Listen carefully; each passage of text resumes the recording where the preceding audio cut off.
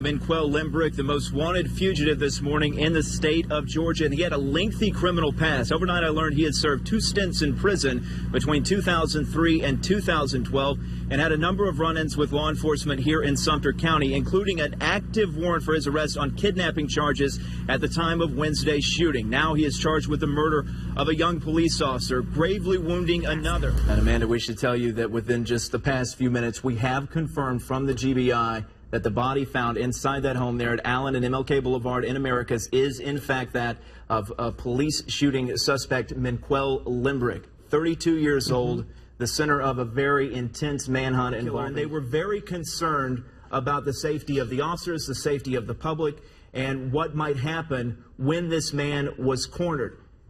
We don't know if it was inside a home there on this street, but from what we've been able to gather here within the past few minutes, either when police arrived sometime before or sometime after, Minquel Limbrick was shot, whether that was, as Amanda said, a self-inflicted gunshot wound or whether he was shot in some sort of crossfire. We don't know, but there is no active scene there. It seems that police have backed away from Allen and MLK.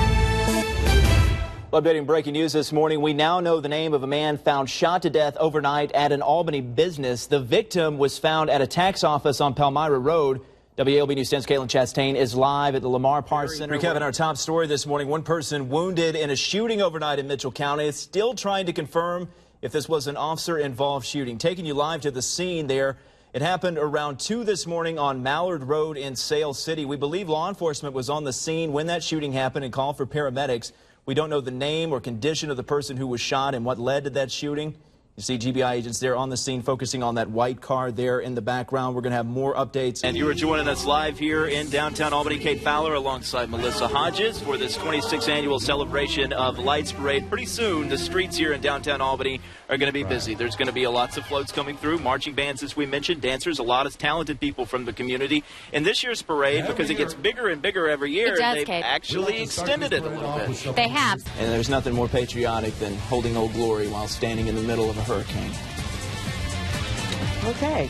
Awkward shot there. Let's get a check on your forecast now. Hurricane Matthew moving through the Bahamas right now, and it could get bad here at home. Millions of people being told to prepare for the possibility of a direct hit. This morning to Orlando, Florida, the scene of the deadliest mass shooting in U.S. history. 50 people killed, 53 others wounded, and more than 24 hours after that shooting that left so many people dead, still very much an active investigation. You're back on this Wednesday morning, and it was a stormy overnight in South Georgia, one of the hardest hit areas, Grady County.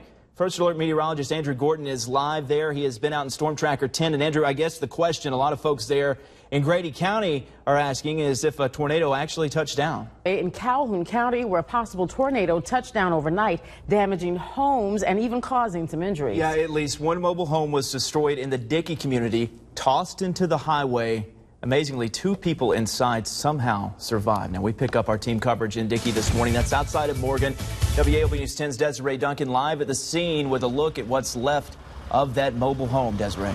So a lot of cleanup underway here in Calhoun County. The scary thing about this storm was that it came in the middle of the night while a lot of people were sleeping. And to give you an idea of just how powerful this possible tornado was, take a look behind me. This is the foundation where a mobile home once stood. When that storm came through, those winds so powerful, it lifted that mobile home up into the air. And as you can see, it dropped it right here on the Dickey bypass like a bomb. There is debris scattered everywhere. Amazingly, a mother and her daughter were sleeping inside that mobile home at the time. They were trapped under the rubble, and somehow they managed to escape with their lives. It came in the middle of the night. Possible tornado. This pile of debris, once a mobile home.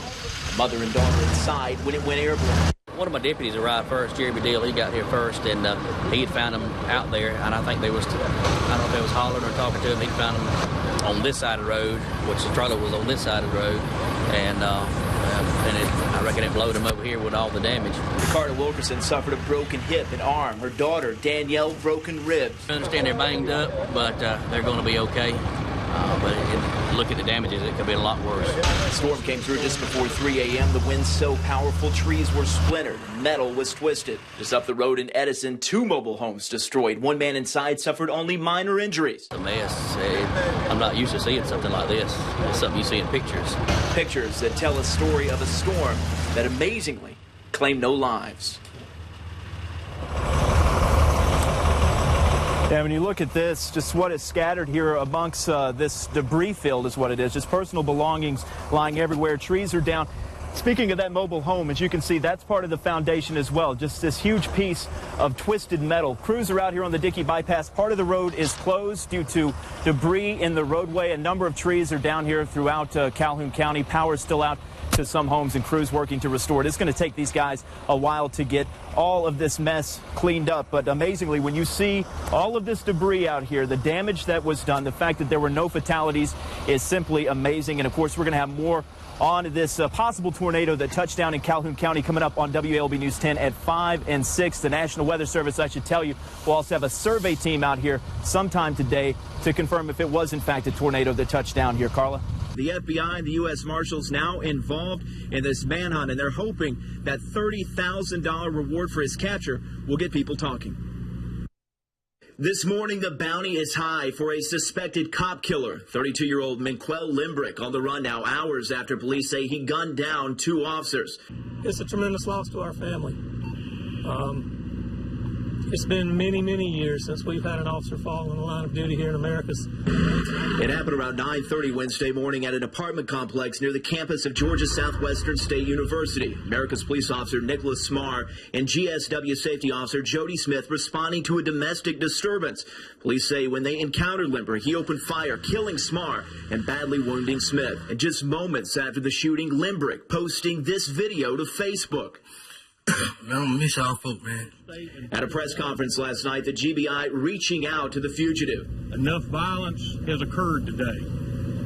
We want you to call 911 and arrange to turn yourself in. Everyone's safety is important. Contact us to end this in a peaceful manner. We want the violence to end today. Now a dragnet expanding throughout South Georgia and beyond to capture Limbrick as police and the community devastated over this senseless act of violence. It's terrible. Yeah, it's just shocking.